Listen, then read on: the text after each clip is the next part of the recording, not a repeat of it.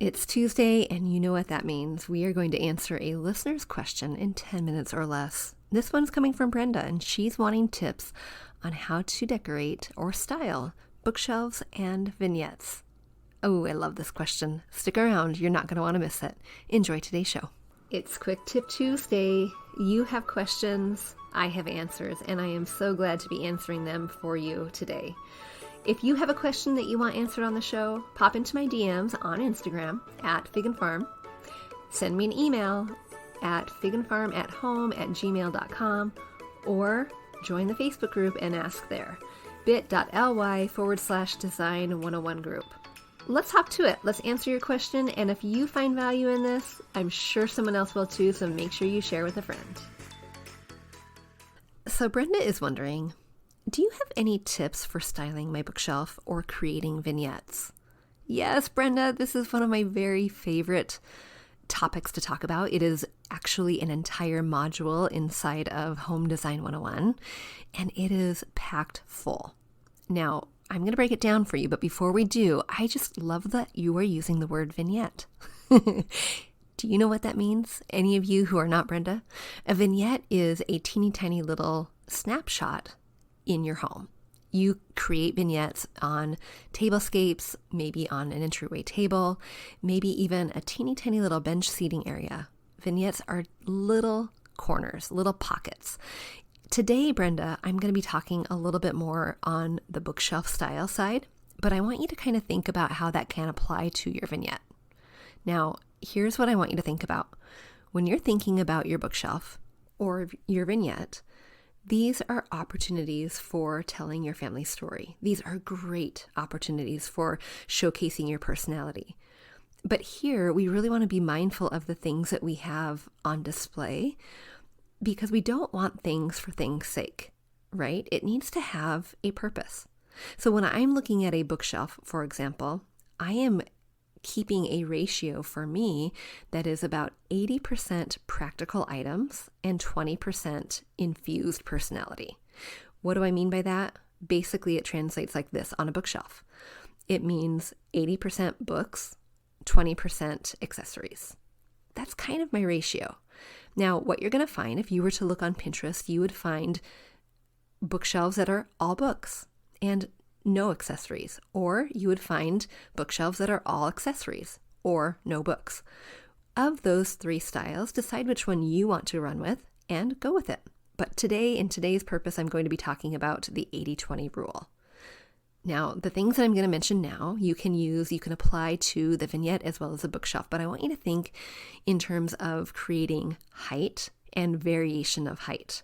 So anytime you can look at, we'll say, the vignette that you're creating that might be on your hearth or the styling you're doing on your bookshelf.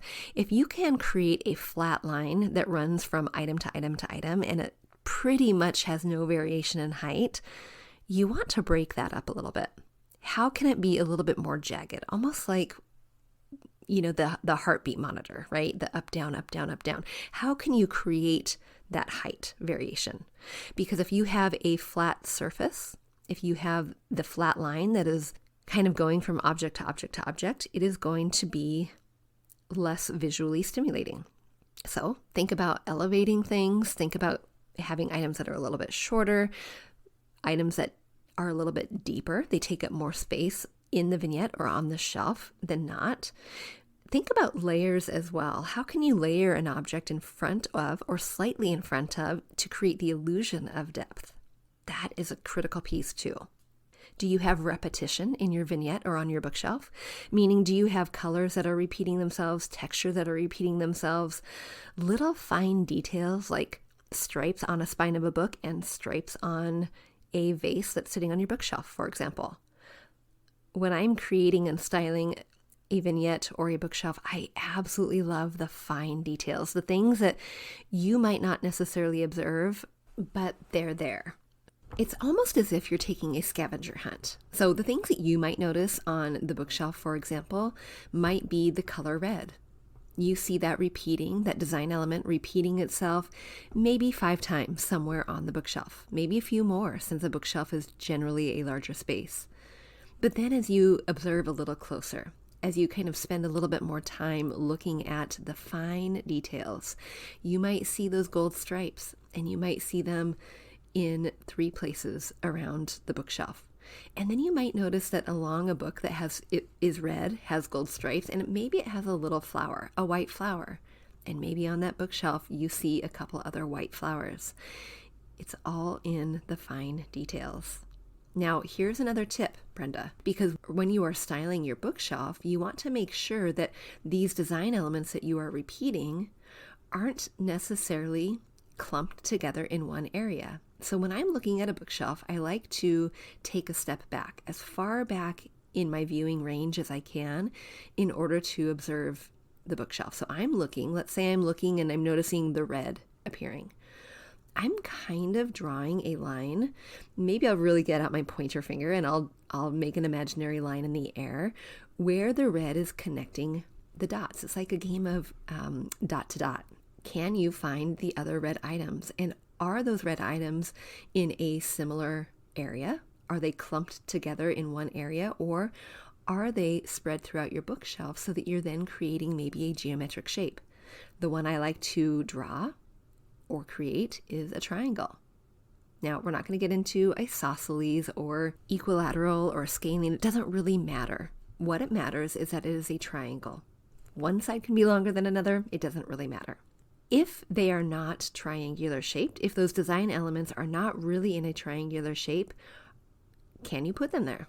Or can you spread them out a little bit so that they are not all clumpy? One trick I like to do too is sometimes when you're standing real time in front of your bookshelf, it can be a little harder to see than if you take a picture. Take a picture. Do it on your phone. Take a look at the way that you've styled your shelf through the lens of your phone, the lens of that picture, and do the same thing. Where are these design elements appearing, and are they appearing in a triangular shape? Are they appearing clumpy? How can you remediate that?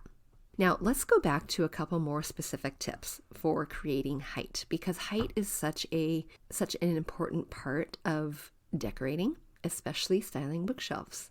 If you are using books, you want to use those books as a leveraging tool in order to create height. So you want a variety. You want stacks going vertically. You want stacks going horizontally. You're going to treat those stacks as their own design element. So I know if I have 5 vertical books and then they are propped up next to 4 horizontal books, I don't want that same design replication on the shelf below it or beside it. I want to vary it. Is that hard to picture in your mind? I also want to touch on the 80-20 rule, because when I mentioned that 80% of your product on a styled bookshelf should be practical, it doesn't always have to be books. That 80% doesn't have to be books, but it could be items that are pretty and functional. If I showed you a picture of my bookshelf, what you would see are a lot of books, because we like to read a lot.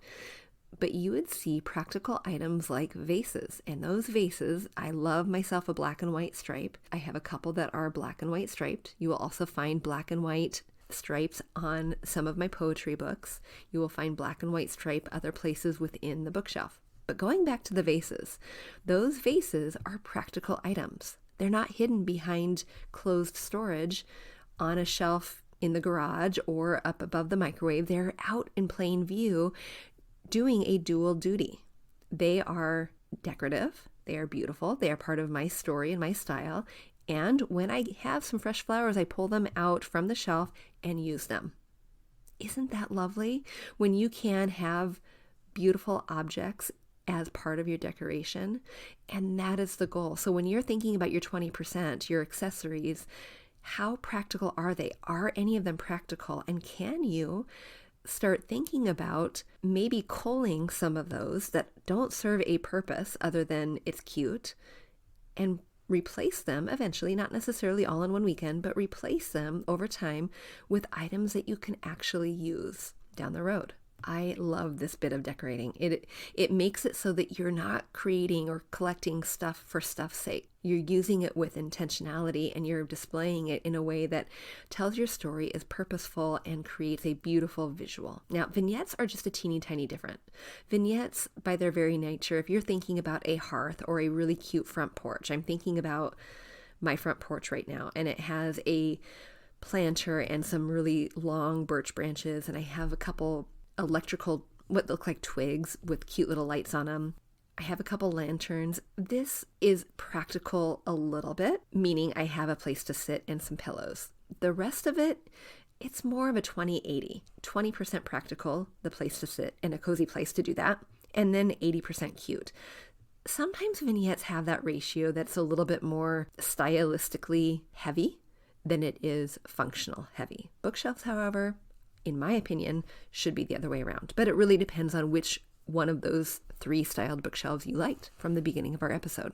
Now, Brenda, if you're interested in learning any more about bookshelf styling, if you want to have your hand held as you were walking through how to do it practically, how to learn those skills for your bookshelf and then transfer them to tablescape come the holiday, to entryway tables, to credenzas, to hutches, to mantles, to dresser tops, if you're wanting to dive deep and you're wanting to have a home, especially in those areas that look like a designer just walked through your door, I invite you to come on in to Home Design 101.